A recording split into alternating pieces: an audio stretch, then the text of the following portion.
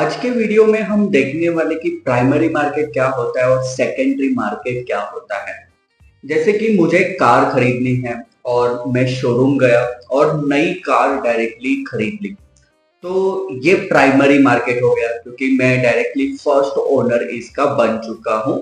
हालांकि कंपनी से मैंने पे किया कंपनी को और डायरेक्टली कंपनी से मैंने खरीद लिया। तो मेरे पहले से ओनर अगर कोई है तो वो डायरेक्टली कंपनी थी, तो ये हो गया प्राइमरी मार्केट।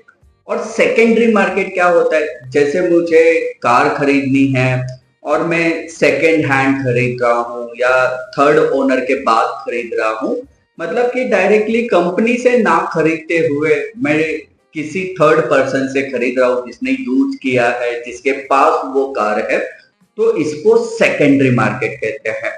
तो स्टॉक मार्केट में भी primary market and secondary market होता है।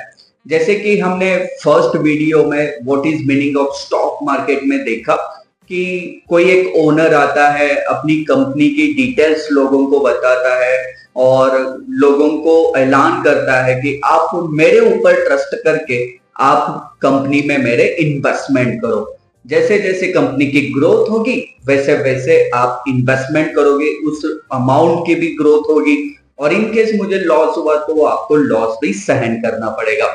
तो लोग क्या करते हैं, जब ये कंपनी का ओनर बोलता है तो ओनर के कहने पर फर्स्ट टाइम उस कंपनी में जब इन्वेस्टमेंट करते हैं और डायरेक्टली ओनर से शेयर्स खरीदते हैं, जिसको हम आईपीओ कहते हैं, इनिशियल पब्लिक ऑफर, जो हम बहुत बार अप्लाई करते हैं। जैसे एलआईसी का आया था रिसेंटली, नाइका का आया था, बहुत सारे आईपीओ मंथ में आते रहते हैं।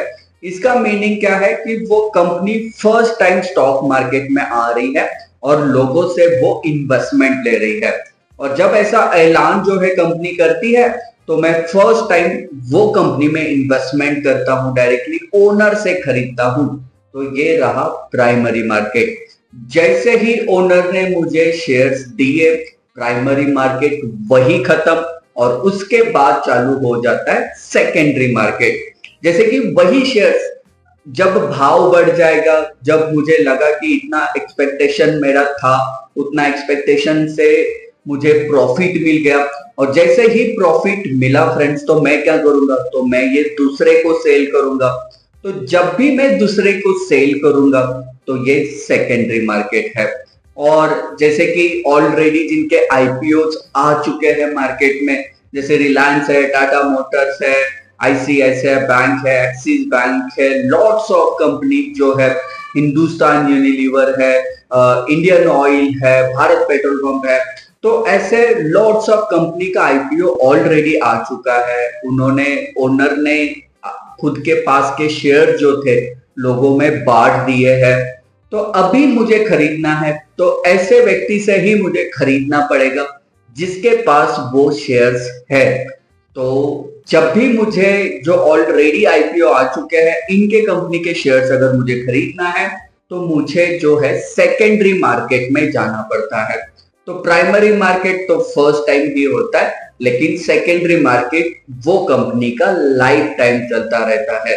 तो डिफरेंस यही है, प्राइमरी मार्केट में मैं डायरेक्टली ओनर से खरीदता हूं और सेकेंडरी मार्केट मीनिंग कि मतलब कि जिसके पास वो शेयर्स ऑलरेडी है उनसे मैं खरीदता हूं।